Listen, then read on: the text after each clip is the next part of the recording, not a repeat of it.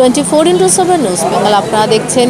আজ 20শে আগস্ট, আর তার সাথে বলে রাখি আজ দেশের প্রাক্তন প্রধানমন্ত্রী প্রয়াত শ্রী রাজীব গান্ধীজির আজ জন্মদিবস। আর সেই জন্মদিবস পালনে Rajiv Gandhi memorial social welfare association তাদের পক্ষ থেকে আজ এক সমাজসেবামূলক কর্মের আজকে আয়োজন করা হয়েছে, বিনামূল্যে চক্ষু পরীক্ষা শিবির। আসুন দেখে নিই এই কর্মসূচির কিছু মুহূর্ত।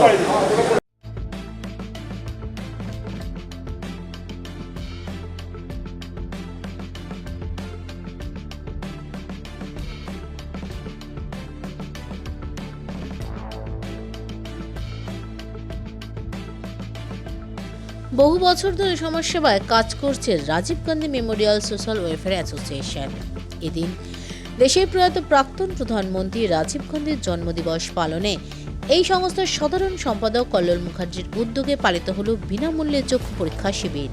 এদিন বহু মানুষ পরিষেবা পায় এই শিবির থেকে। উক্ত কর্মসূচিতে এদিন অন্যান্য বিশিষ্ট ব্যক্তিত্বদের মধ্যে উপস্থিত ছিলেন সংস্থার সভাপতি দেবাশিস ঘোষাল, সাংস্কৃতিক সম্পাদক সোমনাথ সরকার, সমাজ সংগঠক দিব্যেন্দু মিত্র, রামদুয়ারি মৌর্য, রমেন চৌধুরী, অজিত বিশ্বাস, সঞ্জীব সাহা, পলাশ মুখার্জি সহ অন্যান্য বিশিষ্ট ব্যক্তিত্বরা।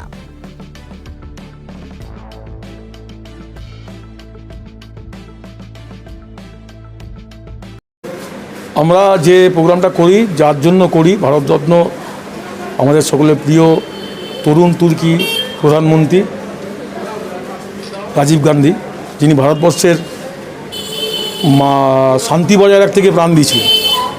তো আমরা এই উদ্দেশ্যে এই সংগঠনটা বানিয়েছি যে উনি যেহেতু একটা উদ্যোগী পুরুষ ছিলেন, যিনি একমাত্র ব্যক্তি যিনি ভারতবর্ষের প্রথম চিন্তা করেছিলেন যে কী করে ভারতবর্ষের উন্নতি করা যায়, বিশেষ করে তরুণ প্রজন্মের কাছে, ছাত্রদের কাছে কী তুলে দিতে হয়, তার জন্য তিনি কিন্তু কেউ ভাবেনি যখন কম্পিউটার, সেই তখন কম্পিউটার ছিল বাস্কের মতো বড় বড়।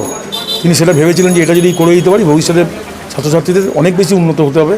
সেই প্ল্যান ওই মাথা থেকে উনি বার করে অনেক কষ্ট করে বিভিন্ন প্ল্যান প্রোগ্রামের মাধ্যমে উনি ভারতবর্ষে নিয়ে এসেছিলেন। অনেক বাধা বিপত্তির মধ্যে দিয়ে সেই কম্পিউটার শুরু হলো। ইনসার্ট 1, ইনসার্ট বি, স্যাটেলাইট, যে ভারতবর্ষের ছেলেরা বাইরে থাকে, তার মা বাবারা কথা বলতে পারে না, ট্রাঙ্কলের মাধ্যমে কথা বলতে হয়। তিনি ভেবেছিলেন এমনভাবে কথা বলে ডাইরেক্ট কথা বলা যায় কী করে, satellite, insert A, insert B, উপগ্রহ, এগুলো ভারতবর্ষের একদম যুগান্তকারী যে আবিষ্কার যিনি করেছিলেন, তিনি হচ্ছে ভারতবর্ষের তরুণ তুর্কি প্রধানমন্ত্রী রাজীব গান্ধী। যার ফসল আমরা পাচ্ছি, বিভিন্ন জায়গায় ট্যাব, বিভিন্ন জায়গায় কম্পিউটার মেশিন, মানে নিমেষের মতো হিসাব তৈরি করে দেওয়া হচ্ছে, নিমেষের মতো তথ্য পাচ্ছি, তারই অবদান। তাই সেই জন্যই ওনাকে মনে করার জন্য আমরা সবাই মিলে একটা সংগঠন তৈরি করি। তার মধ্যে কোনো রাজনীতি নেই, আমরা সবাই এই সংগঠনের মধ্যে সমস্ত বামপন্থী, ডানপন্থী সমস্ত মানুষ আমাদের মধ্যে আছেন। তাদের নিয়ে আমরা এই সংগঠন তৈরি করি। দীর্ঘদিন প্রায় কিছু না হলো প্রায় 10-12 বছর এটা হয়েছে। আমরা ফুটবল টুর্নামেন্ট, ক্রিকেট টুর্নামেন্ট, আমরা ছাত্রছাত্রীদের সম্বর্ধনা, গুণীজন সম্বর্ধনা, সাংস্কৃতিক প্রতিযোগিতা যেমন আবৃত্তি প্রতিযোগিতা, নৃত্য কম্পিটিশান, এবার আমরা শুরু করি যেটা হচ্ছে সারা বাংলা যোগাসন কম্পিটিশান। এইসবের মধ্যে দিয়ে সারা বছর আমরা এই ধরনের কর্মসূচি পালন করি, ওনার প্রতি শ্রদ্ধা নিবেদন করেছে, ওনার স্মৃতিকে বাঁচিয়ে রাখার জন্য আমাদের এই কর্মসূচিটার মাধ্যমে বিভিন্ন রকম কর্মসূচি পালন করি। স্বাস্থ্য শিবির আমরা করি, আমরা রক্তদান শিবির করি, আমরা আই ক্যাম্প করি ফ্রি ট্রিটমেন্টের। এবং শুধু এটা করে আমাদের দায়িত্ব শেষ না, যারা আমাদের এখান থেকে ছানি অপারেশন করায় তাদের আমরা যতটুকু পারি আমরা সাহায্য করি। এগুলো আমাদের আনুষ্ঠানিক কার্যকলাপ নয়, দৈনন্দিন কার্যকলাপ। আমরা দৈনন্দিন এ সমস্ত নিয়েই এই সুনীল ভবন থেকে আমাদের কার্যকলাপ পরিচালিত করি। অতীতে আমরা ফুটবল টুর্নামেন্ট করেছি, নার্সারি ফুটবল টুর্নামেন্ট করেছি, নার্সারি ক্রিকেট প্রতিযোগিতা করেছি, বসে আঁকো প্রতিযোগিতা প্রত্যেক বছর হয়, আমাদের আবৃত্তি প্রতিযোগিতা প্রত্যেক বছর হয়, দেশাত্মবোধক নৃত্য প্রতিযোগিতা প্রত্যেক বছর হয়। গত বছর থেকে আমরা নতুন একটা শুরু করেছি, সেটা হচ্ছে সারা বাংলা যোগাসন প্রতিযোগিতা। এটা বেলঘরিয়া অ্যাথলেটিক ক্লাবে গত বছর হয়েছিল। গত বছর মানে এবছরই, ওটা গত বছর টার্মে আমরা ধরছি, ফেব্রুয়ারি মাসে হয়েছিল। সেখানে 220 জন প্রতিযোগী উপস্থিত ছিল সারা বাংলায়। তো আমাদের এই যে ধারাবাহিকতা কিন্তু একদিনের না, দীর্ঘদিন ধরেই চলছে। এবং আগামী দিনে আমাদের আজকে রাজীব গান্ধীর পূর্ণ জন্মতিথিতে আমরা আই ক্যাম্পটা করলাম। এর পরবর্তীকালে আমাদের এই সাংস্কৃতিক প্রতিযোগিতা এবং স্বাস্থ্য শিবির আরও বৃহৎ আকারে আমরা করব। যোগব্যায়াম প্রতিযোগিতাও খুব শিগগিরই হবে, খুব তাড়াতাড়ি।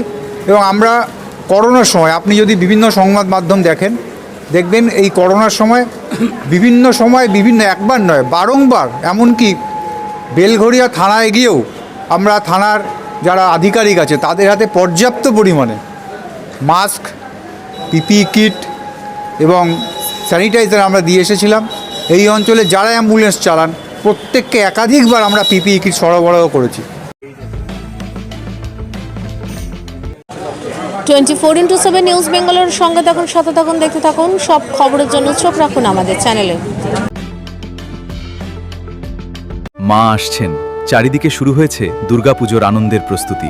নতুন পোশাক, উৎসবের আনন্দ আর পরিবারের হাসিতে ভরে উঠবে অসংখ্য ঘর।